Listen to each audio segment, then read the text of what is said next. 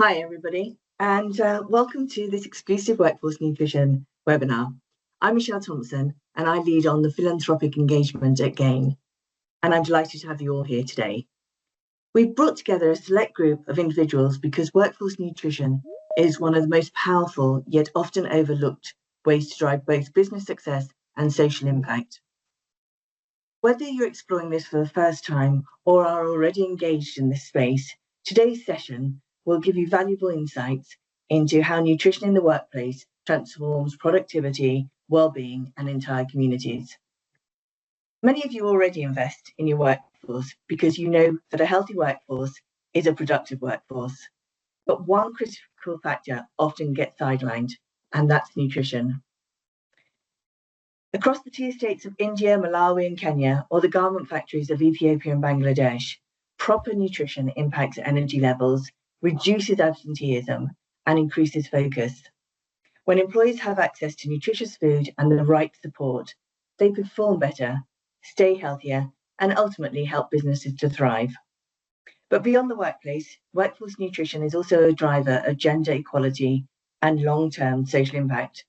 When businesses create breastfeeding-friendly environments and give women access to better nutrition, it doesn't just support their careers, it strengthens families and entire communities. A well-nourished mother makes healthier choices for her children, breaking cycles of malnutrition and unlocking brighter futures. We know that in today's business landscape, every investment must deliver a return. That's why this session is designed to highlight how workforce nutrition is a low-risk, high-impact strategy that drives measurable benefits for both businesses and employees. And throughout today's discussion, you'll hear from Christina the evidence, how workforce nutrition directly improves productivity and reduces costs, reinforcing GAIN's reputation as an evidence-based organisation delivering real impact. Vivan and Sumon will demonstrate real-world success stories, showing examples of companies that have successfully implemented even workforce nutrition programs and the benefits that they've seen. Bjorn will talk to us about innovation, how we are future-proofing workforce nutrition with new financing models like outcomes-based financing to make implementation even easier. And Amit will talk about the investment mindset. You'll hear from someone who understands what it takes to run a program and why they are already willing to invest in workforce nutrition today. So let's get started. I'm delighted to hand over to Birbal, who will take us through the power of workforce nutrition and why this is the moment to act. Yes, thank you, Michelle. And before we go into presentations and highlighting our our programs, I would like to make a round of introduction. And I was thinking, so we are here in a very wonderful combination of different people with different backgrounds, and right now we are living in a very dynamic time. And yeah, it asks a lot from us. And therefore, I would like to ask ourselves to introduce ourselves with a name and the organization, and also one question. So the question will be, if you look at yourself right now and how you're feeling right now, what kind of animal would express your situation best? So one more time, if you look at yourself right now and how you're feeling at this stage, what kind of animal would express your situation best? Maybe I can start. And so my name is Bärbel Walligmann. I'm the global lead for workforce nutrition at GAIN. And if I look at myself now, I feel like a dolphin in jumping into waves I never experienced before. I hand it over to Sietske. Hi, I guess that's me. Yes, that's By you. the way, that's correct, but that's the female version of my name. But that's fine. Yeah, I mean, I can. The dolphin sounds like a really good analogy. Something like that, and I would say something hopeful. I don't have an analogy with an animal, but I do see a lot of opportunity despite sometimes the negative atmosphere that we tend to be in. Okay, thank you. Over to Anjali. Anjali is one of our funders from the program. Anjali, could you please introduce yourself?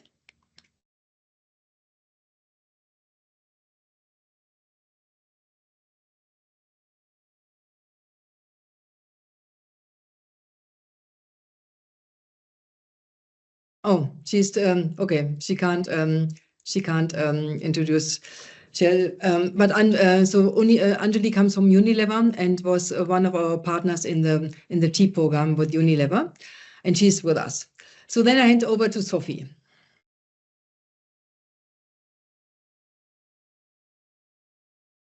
Well, thank you for handing over. My name is Sophie. I'm from Bestseller, a Danish clothing company. I've been invited from one of my colleagues who works with our foundations and all of these or more of these philanthropical projects. So I'm actually in finance, so I'm more here to listen, to see how this world works. But I would say if I had to describe myself as a animal, maybe I would say a dog. I'm optimistic and curious to see what this webinar brings. Thank you. I hand over to Blaine, Alexandra Blaine.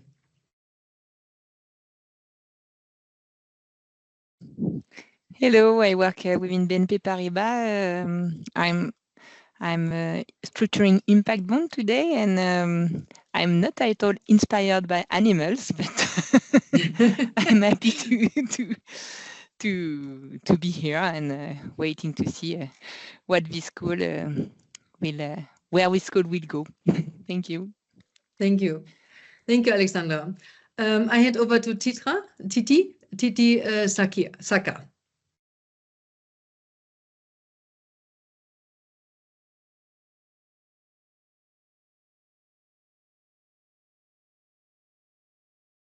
Maybe you have to wait a little bit. Then I move it to Amit. Hi, I'm Amit. I'm a director at Bridges Outcomes Partnerships. We are a supporter of outcomes-based financing through provision of working capital and support to delivery organizations. And if I was to describe myself as an animal, probably a bear at the wrong time of the season. I think I'm ready to hibernate, but it feels like it's time to come out and play. Thank you, Amit. Over to Edward. Hello, I'm Edward, a trustee at the James Percy Foundation, and I feel intrigued, curious, and eager to learn. I don't know what type of animal that is. Okay, thank you. Over to Bhuvana. Hello, my name is Bhuvna. I'm the India Country Director for Crane, and we're based out of New Delhi. Babel, for your question, perhaps I identify with a leopard. I'm a cat person, and I think of the big cats, leopard is the most resilient. You'll find them in the urban spaces too. Very difficult to find them in the jungles, but they are the most resilient. Thank you. Then I have Sumo. Hi, everyone. My name is Sumo. I am the project manager of Workforce Nutrition Project. I'm based in Dhaka, Bangladesh. Answer to your question, Barbel, I like to think myself as an animal is the Royal Bengal tiger for its symbol, beauty, and the strength. Thank you. Thank you. And then we have Björn. Hi, everyone. I'm Björn. I'm one of the founders of Social Finance Netherlands, one of the intermediary organizations within the outcomes-based finance space. My normal answer is a bear because my name means bear in Swedish, but I just became a father of a daughter 3 weeks ago, so I feel more like a kangaroo because I'm walking around with her sort of on my belly for the literally for the hour up until this call. So that feels like my current spirit animal. Nice. Very nice. And Christina. Hi, everyone. My name is Christina Nias-Dillon.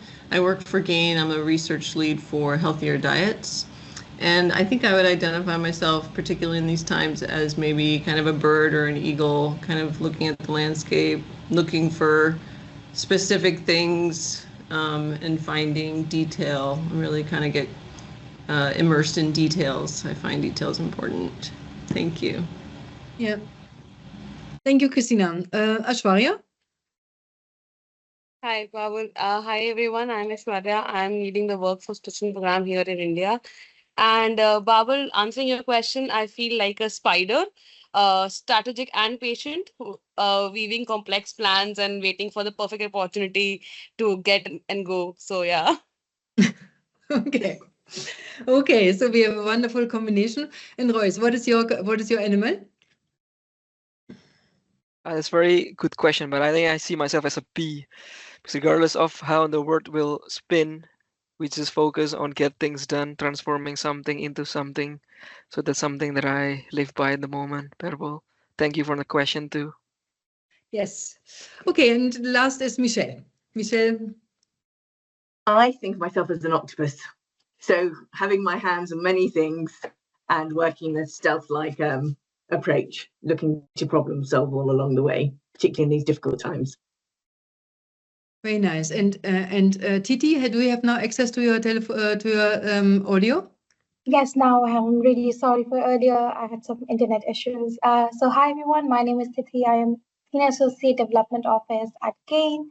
And the animal which I would be, I think, butterfly, maybe because it's always growing, personal development and learning. So yeah. Okay, thank you. So if I look at, we have a wonderful combination of different personal states and and different elements in the room that can really address the world differently. And now I want to go into the content. And thank you for introducing yourself. And I would like to start with a video that is only 90 seconds, and that gives a nice summary of what we are aiming for. Thank you, Royce, for displaying. Why is it a puzzle? Because 1 in 3 people globally, 1/3 of the world's population, is eating food that lacks essential vitamins, minerals, and protein. Malnutrition is a global crisis, and we need to solve it together. At GAIN, we've developed a unique model that can crack this puzzle. Since 2019, we've been working with the most vulnerable people in Africa and Asia to transform their eating habits. We focus on manual workers, the backbone of their families and communities. Their employers want to work with us because we support them. With them, we provide healthy food at work, education on balanced diets, and support to working mothers. Tatizo ilikuwa hawakuwa wameelimishwa. Sasa vile watu wa GAIN walipokuja kutuelimisha, tukakuja kuwasaidia hawa sasa. Together with governments, businesses, and civil society, we've reached 6 million people. But time is running out. We must scale up GAIN's unique model to reach those who need it most. Every dollar invested in nutrition returns 16, paving the way for lasting change. That means more vegetables, more fruits, more legumes on more plates. Now that's a better third. And that's how we crack the nutrition puzzle. Together. Join us. Yes, therefore we are here to help you to get you enthusiastic to joining us. And why are we confident that we can deliver? So we created in the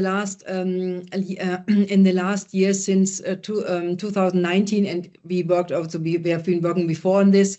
We created really the golden standard for workforce nutrition, and that we did together with the Consumer Goods Forum. And like Lawrence already said, we have 4 pillars. If you look at the workplace, if you imagine you want to improve nutrition at the workplace, you have 4 pillars, which are they are evidence-based pillars. It is not our pillars that are evidence from the evidence, the most scalable, effective mechanisms. One is healthy food at work, which you can imagine. And then second, like Lawrence already said, is nutrition education. And also companies offer health checks. And if they could be, if we could then help to include nutrition into the health checks, it has a big benefit. And breastfeeding support for all the mothers, like to return to the workplace. And what we did around it, so we developed really, we wanted to make it scalable, practical, and cost effective. So we developed together with companies and guided feedback from the evidence and tested by companies. We developed a scorecard, which is used by more than 100 organizations. We have guidebooks in different, for all the different topics in different languages. We have a masterclass and we have lighthouses like Olam Agri and Google. And on the next slide, you see why it's unique and why it's why it should be why it could be interesting for you. So we are really addressing a new existing delivery mechanism, and it's really an untapped existing delivery mechanism that is every employee channeled by a employer. And why so? Because we spend 90,000 hours at the workplace, and that is 30% of our adult time. It's pretty significant. And what we realize is food is at the workplace is really a forgotten topic. And some companies do like Unilever and others, they are really, they are very advanced. They see it already and they do a lot about it, but a lot of companies not. So, so we looked into the business case, and there's a worksite profitability, and specifically for our program, we have a return for breastfeeding programs from 1 to 3, and a return for if workforce nutrition is integrated in a bigger health and well-being program from 1 to 6. And now I hand it over to Christina. She gives some evidence on our current portfolio. Great, thanks, Barbel. And again, really nice to be with you all here today. If my internet connection isn't great, let me know and I can turn off my camera. So as I mentioned before, I'm a research lead, and I've been supporting the workforce nutrition programs in GAIN for the last 7 years, working on kind of generating evidence and surfacing learning from our projects. So I'll speak to you a little bit today about some of the evidence that we've been able to generate. But before, I just wanted to kind of show you a little bit about our current portfolio. This map shows where we have kind of boots on the ground for GAIN and where projects can be implemented. Our oldest projects are in India and Bangladesh, and we'll have representatives speaking from those countries today about the progress that they've made in those countries. And I also wanted to mention that although our projects have really spanned multiple types of sectors and areas, the ones where we tend to have worked a lot are tea, garment, and cocoa. And incidentally, particularly for garment and tea, these are areas that are generally tend to have female-dominated workforces, which are important for GAIN. Next slide, please. So as Barbel and Michelle have both mentioned, there is a lot of evidence for workforce nutrition programs. So when we began this journey, and as we continue this journey, we're constantly kind of delving into the literature to see what's going on in the broader landscape, as well as doing our own research in our programs. But when you look at the literature across evaluated programs that reach workers with some element of nutrition, there have been benefits shown for workers as well as businesses. For workers, as you can imagine, improved nutrient intakes, improved health, awareness of nutrition for themselves and for their families, and then some secondary benefits like increased wage earnings from higher energy levels or production for individual work. Job satisfaction, when they know that their employers care about their nutrition, people tend to be more satisfied with their jobs, and things like reduced sick days. And then, again, mentioned kind of on the business side, There have been documented benefits in terms of reduced sick days, reduced healthcare costs, and lower absenteeism. So that's kind of from the general global literature. There's less evidence from kind of the context in which we work, low and middle income countries. So we really try to generate and share that evidence. But generally speaking, in these contexts, in low and middle income countries where malnutrition is more pervasive, a lot of the outcomes that you would see in this previous slide would be more pronounced. So where there are benefits, they would be more probably greater. So one example is, let's say, in India, where we have very high rates of anemia among female tea workers. It's around 80 or 90%, extremely high. We also know in the nutrition literature that iron deficiency anemia leads to poor health outcomes and reduced work capacity. So there's a lot of kind of obvious things here in the work that we do that, that addressing malnutrition can have knock-on benefits, not only for workers' health, but also for businesses and business benefits. And it's been evident to me over time that the cost of inaction is much greater than the cost of action. So although financial returns on investment are variable, there are definitely social returns on investments. And I think the degree of return is really dependent on the strength of programs and then, of course, the level of need of workers. So I'll just quickly, you can go on to the next slide, give two examples of some of the evidence we've been able to generate from our own projects on the ground. This first one is from some of the projects in garment factories in Bangladesh. This was a study that we did in 2019. And the project here provided iron supplements according to government protocols, as well as peer education on nutrition in some factories. And in factories where they had canteens or cafeterias, they also provided iron fortified rice and diverse lunches. So where supplements and education alone were implemented, anemia was reduced by 12% compared to control factories. When they also provided improved lunches, anemia was reduced by 32%. And this generation of knowledge was really important for getting the momentum going in Bangladesh. And Sumon will talk more about that when he speaks.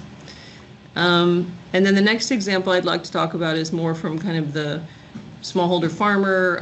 This is from the tea sector work. This was a very large scale project that we just completed in 2023. We rolled out with support from 8 global tea companies, a healthy diets program in Malawi, Kenya, and India. Again, we reached quite a number of people, so 750,000 people over 3 years. And these projects were not where there was availability for employers to provide lunches. So this was really kind of working at the community level, generating demand and supply side interventions through markets, making healthier food more available to tea workers. In all 3 country contexts, we were able to see improvements by the percentage of women who were consuming minimally diverse diets. So when we use this indicator because a minimally diverse diet also means that you're more likely to have consumed sufficient nutrients, whether vitamin A or zinc. And what's really interesting and we're grateful for is just in the last couple of weeks, this indicator has been accepted as an SDG tracking indicator, which is great for us because we know that we can have positive impact on this indicator.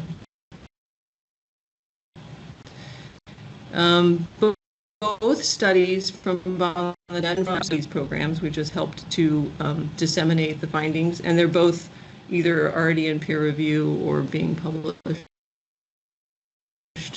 And then I'll do by saying that we're committed to learning and building the evidence for workforce nutrition in both kind of farm settings and manufacturing settings, and we have now a lot of experience. We know pretty well what works, and we're moving toward a really kind of well-oiled machine with just fine-tuned adaptations depending on the context. So happy to take any questions about our projects or the evidence. And I will pass over. Am I passing over to Sumon? Yeah. Great. Thank you, Christina, and thank you, everyone.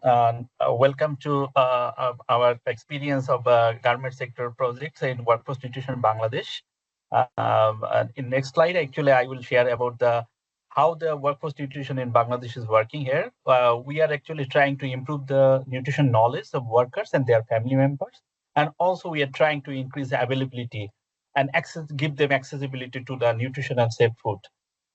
When actually we're talking about the access to safe and nutritious and affordable food, for this reason, we actually set up some fair price shops inside the factory for the garments worker. And we are, Christina mentioned that we have also diversified the midday meal. The factory is now existingly they are providing. Within their existing budget, we actually modified the midday meals. And also in the community level, we set up some community nutrition center where actually a nutritionist actually provides some cost-free nutrition service. For the capacity building, and it is very important that we are applying a unique model that is called the peer education model. It is very time-consuming and also not hampered to the factory management and the owner during the production times. We just train up some master trainer through the nutrition through our nutrition education, and they disseminated the knowledge. And we have some exciting digital distance learning approach that we applied, and also for the enabling environment, we set up a nutrition improvement committee in all of the factories where we work. This committee actually is formed with the participation of the factory management, workers, doctors, and well-being officer, and also the canteen representative. So they decide that how this project will run. And also we have a formal partnership with the Ministry of Labor and Employment and also some private sector. Till now, we have connected with 276 factories and companies. We reach, you see that the 280,000 workers and almost more than 840,000 family members. So next slide, you can see that what is the challenge in Bangladesh? Regarding the animal malnutrition, you know that this can actually hamper the productivity and workers' well-being. In our country, in Bangladesh, this is the second largest country who export RMG products in different areas after China. So 3.5 million workers work here, and among them, 61% are women. So if you see their data in the Christina mentioned, like the tea garden in Bangladesh, 77% are female RMG workers, they suffer from anemia. And 25% women are underweight. So that has to hamper their productivity levels. These types of anemia and malnutrition cost a total loss in Bangladesh, like $1 billion USD productivity loss. And also these types of micronutrient deficiency can cut productivity up to 20%. So in next slide, actually, I will share about the comprehensive approach that we apply in Bangladesh. You see that the last 10 years, we are actually applying this approach, and this is very fruitful. And now it is a sustainable model, and anyone can scale up this one. So we provide the nutrition education through our peer educators. We empower the workers through the nutrition education. We have an healthy meals option. We actually diversified their existing meal. We assess their existing meal and diversified through the through an applying and continuous quality improvement process within their existing budget. We are not interested to increase the budget because factory management, they think it is a burden for them if they invest in food. So within their budget, actually, we modified and diversified their existing meal and take the feedback through the continuous quality improvement process. We get feedback from the workers. For the health screen, we actually set up some a nutrition service center in the community area. So anyone from the community, workers and their family members come to the nutritionist, and they, based on the BMI, they can get a dietary chart, and we follow up them. And for the access and safe and nutritious food, we established that mentioned nutrition-focused fair price shops, where workers can get a product at an affordable price, and also they can have they can avail the credit facilities.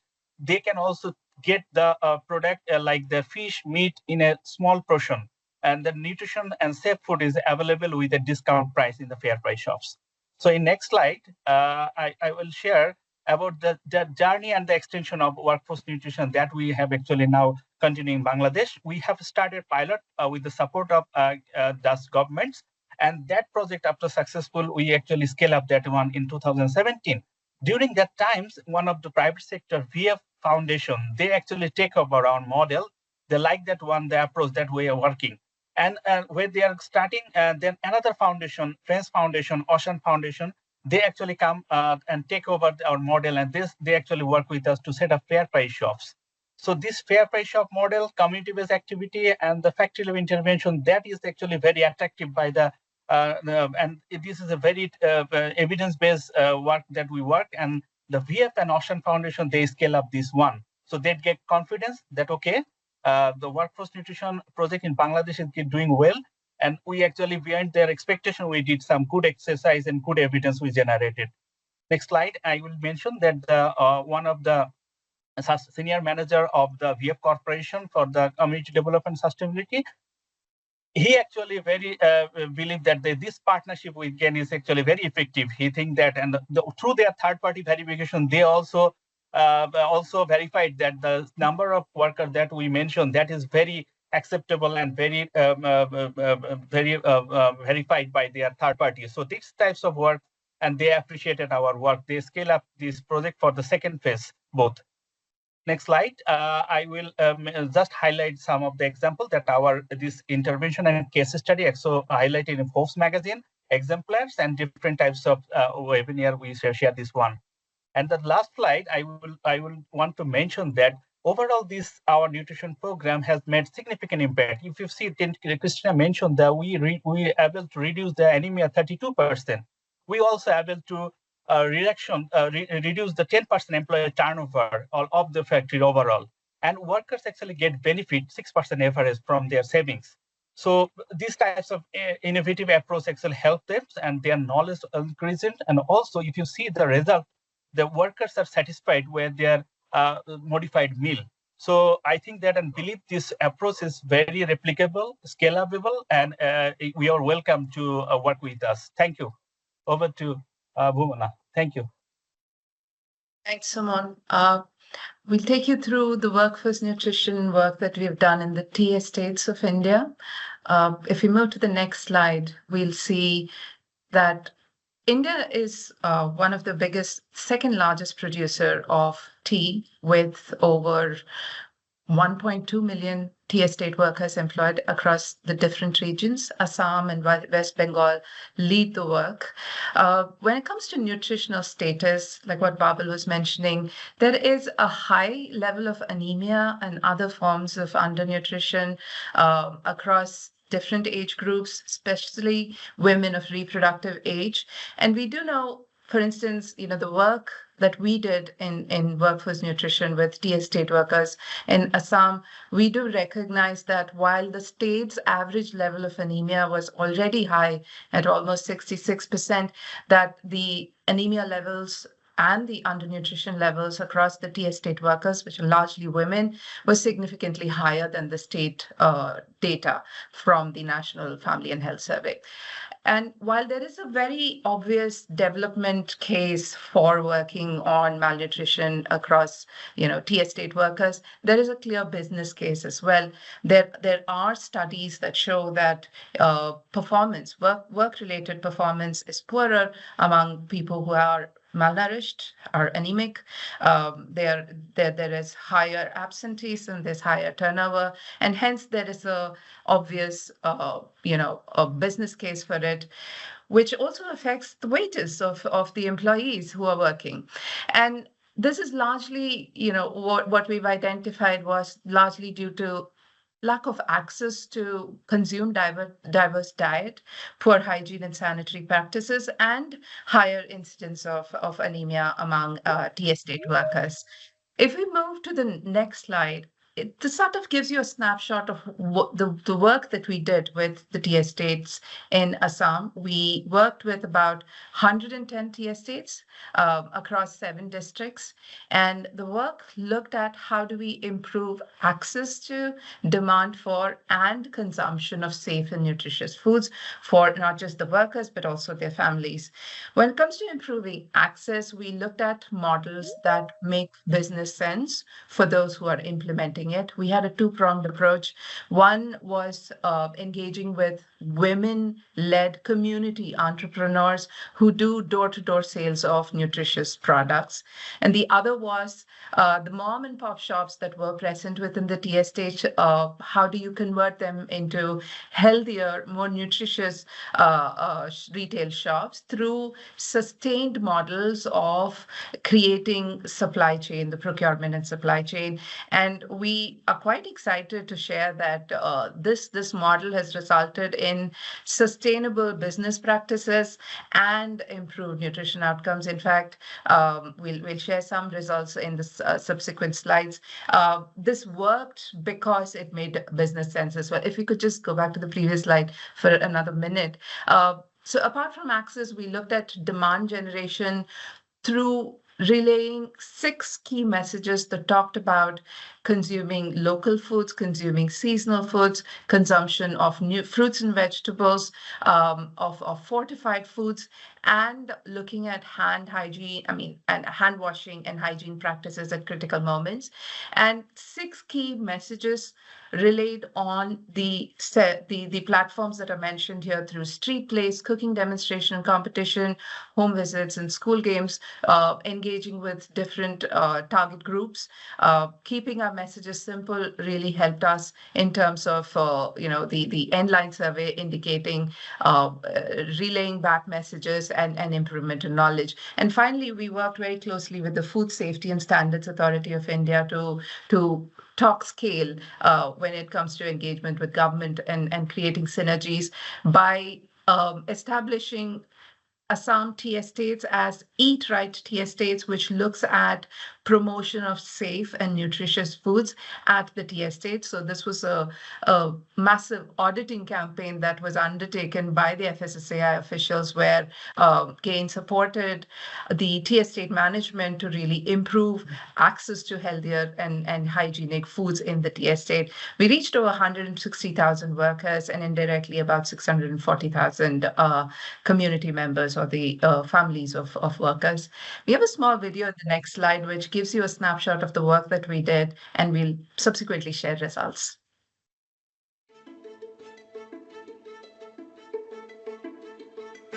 Tea workers and their families often face high malnutrition rates due to their diet, and this is primarily due to 2 reasons. One is lack of awareness and lack of access as well. Healthy Diets for Tea Communities program, which is a collaborative effort of GAIN, Ethical Tea Partnership, and 8 leading tea companies, aims to enhance and improve access, awareness, and consumption of healthier diets in tea worker communities working in the tea supply chain. A balanced diet, it's required by each individual. And if they have the balanced diet, they not only improve their health, they are more productive also. So we have 2 different approaches which we have taken as a part of project. One is Thermalife Foundation, where we are focusing on both access and awareness through Thermalife entrepreneurs. And another approach is where ITA EcoShade is working on implementing behavior change activities. মানুহ আজিকালি কলে নুবুজে কিন্তু কৰি দেখুৱাব লাগে সেইকাৰণে আমি বাটৰ নাটটো লৈছিলো আৰু ডেমনষ্ট্ৰেচন লৈছিলো কম্পিটিশন লৈছিলো সেইবিলাকে আমি প্ৰেক্টিক্যাল তেওঁবিলাকক কৰি দেখুৱাইছিলো আৰু হসাকে প্ৰেক্টিক্যাল যেটো কৰি আমি দেখুৱালে তাতহে বেছি মানুহখিনি উন্নতি হৈছে বুলি মই ভাবো. And another approach is providing access through Healthy Line shop model that we have executed. These were like shops which earlier used to sell staples, or let's call the essential goods. Subsequent to the project implementation, these shops became hubs for the nutritious food products and health products. আমি গ্ৰীনৰ লগত জড়িত হৈ নতুন এটা নাম পালো healthy line shop সেইটো কাৰণে বেছি ভাল লাগিছে আৰু আমাক আৰু কাস্টমাৰো জানিলে যে আমাৰ দোকানত ভাল ভাল বস্তু পোৱা যায় এনজিঅ'টো অহা আগতে আমাৰ প্ৰায় 20-25খন দোকান আছিলে তেওঁলোকক আমি বস্তু সাপ্লাই দি আছিলোঁ এওঁলোক অহা পাছত প্ৰায় 8খন মান বাগানত 30টা প্লাস দোকান এওঁলোকৰ থ্ৰুদি আমাৰ হাতত আহিলে যেনিবা আগত মই নিজে সাইকেল মাৰি গৈছিলোঁ মৰিনৰ পৰা মাল আনো সব বস্তুটো আনিব নোৱাৰো অলপ অলপকৈ আনো তাৰ পৰা জিএনৰ পৰা মানুহ আহি আমাক বুজালে এতিয়া মোৰ ঘৰতে পাই যাম বস্তু কিটা মোৰ সব ভাড়াও বাচি যায় মোৰ কষ্টও বাচে মোৰ ভাল হৈ আছে আমি আগতে গম পোৱা নাছিলো কি খাব লাগে কি না খাব লাগে যেতিয়া পৰা আমাক হেবোৰ বুজালে আৰু বাইদেৱে তেতিয়াৰ পৰা আৰু আমি ভাবিলোঁ এতিয়া সেইবোৰে খাব লাগিব আৰু ওচৰতো এই দোকানখনতে গোটেইখিনি বস্তু পাওঁৱেই এতিয়া আৰু সৰু ল'ৰা ছোৱালীকেইটাকতো ভালকৈ খুৱাবই লাগিব সিহঁতক ভাল আহাৰ দিব লাগিব সেইকাৰণে আৰু ভালকৈ খানা দিওঁ আৰু সিহঁতক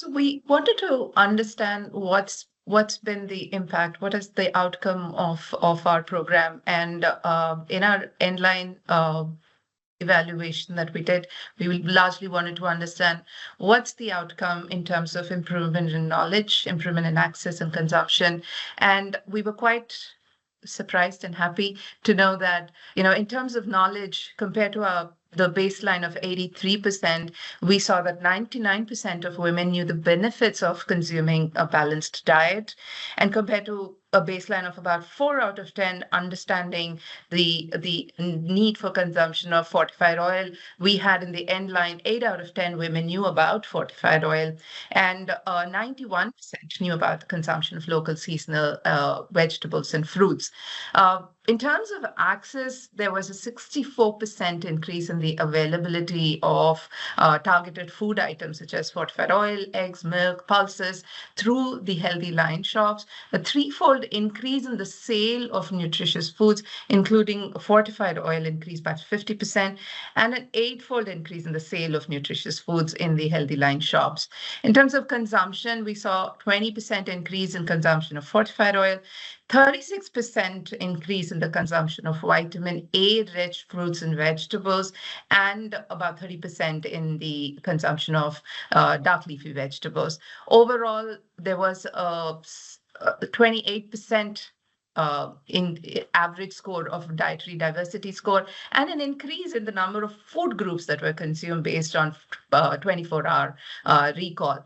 So based on all of this, we have been able to showcase this work. In the next slide, you'll see some of the partnerships that we've had with Forbes, showcasing the work that we've done, and working with ETP to present the findings from the work and the results that have come out. And we do realize that our frameworks work in terms of how universal it is. Already there are learnings from India that's being implemented in our workforce nutrition work in Nigeria and in Ethiopia, and that that this framework is sector agnostic.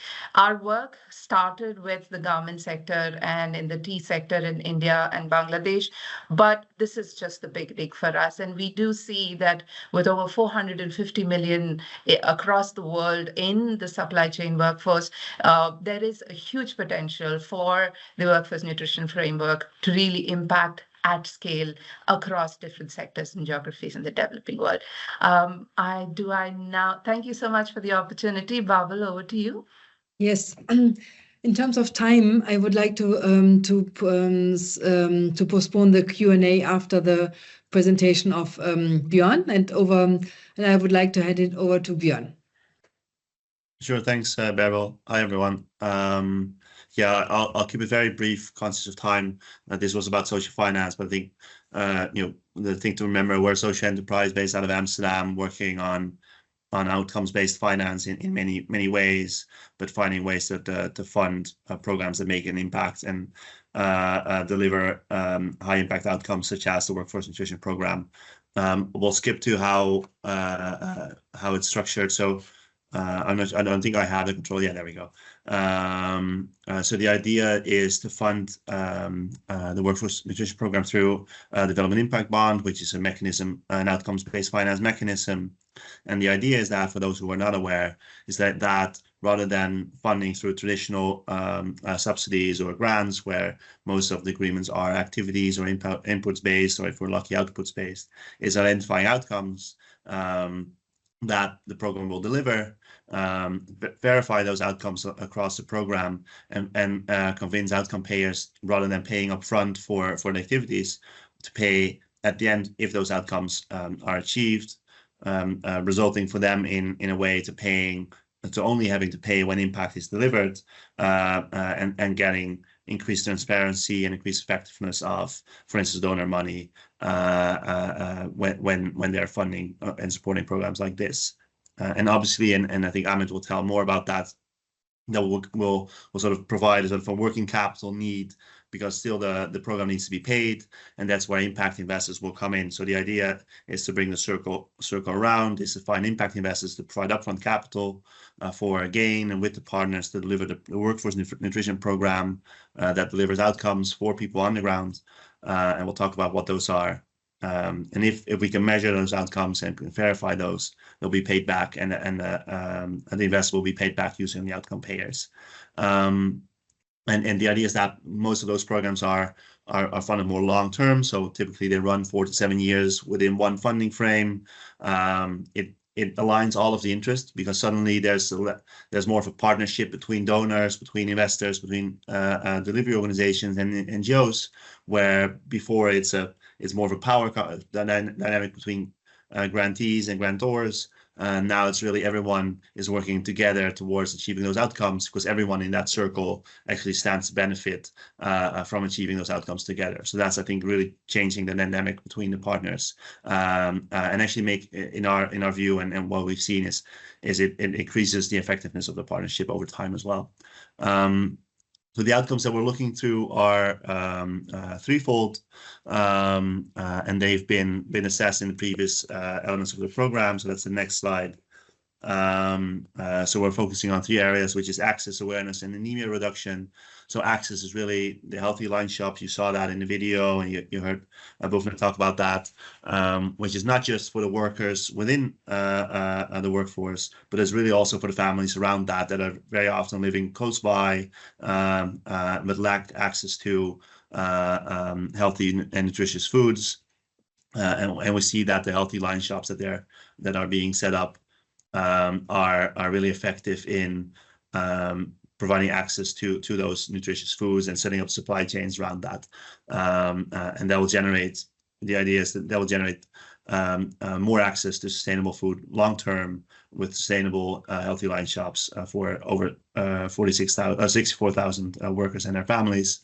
The second point is more awareness around minimum dietary diversity. So you've heard talk about that as well.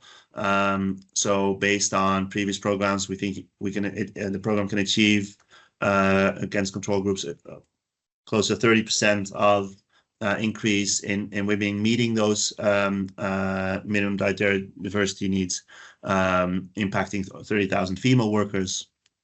And finally, and Christina mentioned around the relation with anemia and the different studies that are taking place, and how it's worked in Bangladesh, but providing a combination of services within the program. We also think it could supplement to delivering or reducing anemia for over 50,000 female workers. I think, and this sort of diversity of outcomes is why we think an outcomes-based finance partnership or structure is actually helpful, because rather than having separate funding streams and having separate agreements, I think the program is most effective when we can really combine those outcomes and have one holistic approach that can impact tens of thousands of workers and families. So we've structured that in an outcome bond, an impact bond, as mentioned. The idea is that we'll have tranched or linear growing outcomes. So we'll measure every outcome or every worker, and based on very specific targets on the different outcomes for the 3 different pillars, we'll identify how much outcome payments are needed. There's a sort of payment threshold below which we think investors won't be paid back, but then it'll gradually increase until a certain cap, where we say, okay, from here on out, all of the benefits stay within the communities. There's no need to pay for more returns to the investors anymore. But the overall program targets a 7% IRR, so 7% annual return to the investors providing the upfront capital. And maybe finally, I'll skip to the final slide for sort of sake of time. So we've looked at different scales of this, and the program is designed to look at 7 million sort of outcome funding scale. But the main takeaway that when we look at this is that doing this at scale matters in terms of value per beneficiary. So you see, if you go from 50 to 200 T estates, which is 4 times the size, 4 times the impact, almost literally, you only need less than twice the amount of outcome payments, and even you only need 50% more in upfront investment to reach 4 times the amount of workers. So doing this at scale and doing this in a long-term structure matters also in terms of value for money. I'll stop here and hand it over to Amit, because I know I'm at time. Thank you. I know we're running short on time, so I'll keep it very quick. But we, Bridges Outcomes Partnerships, are a not-for-profit fund manager that focuses on supporting outcomes-based financing vehicles, as Bjorn and others have helpfully outlined. So we provide that upfront financing, but we also provide support to delivery organizations to then deliver on those outcomes. So we've done about 75 of these contracts now over the last sort of 10, 15 years. So one of the most experienced providers of capital in this space. And I mean, I don't want to add too much, just given time, but I think the key point I'd like to make is that we are really kind of excited about workforce nutrition as a space. We can maybe carry on going through the slides. If we keep going. I won't go through this example, but happy to come back to it if there's questions on this kind of work. But yeah, I think just to say that we're excited about this space. I think one thing, talking to the GAIN team, is there's been lots and lots of really interesting micro innovations that they've delivered, and I think actually what an outcomes-based model does is really encode those into delivery and really kind of encourages that way of thinking about a program of how can we do things better on a regular basis, how can we collect the right data in real time to understand what's working or not working, spend more on the things that are working and less on the things that are not working, and innovate the program. And actually kind of talking to the GAIN team, we're really excited about the prospects in this space, given the amount of really interesting innovation that's happened already and where we can take things from here. And we are kind of excited about supporting this work. I think obviously the key next step is then to have the right set of funders to join us from the outcomes funding side. So yeah, really keen to hear from people in the room what they think of the program, and I will stop there just to keep some space for questions from the audience. Thank you, Amit, for the brief presentation, and also with the clear message that you're in as investor. And I'm very glad to hear that, and we've been working for a longer time together.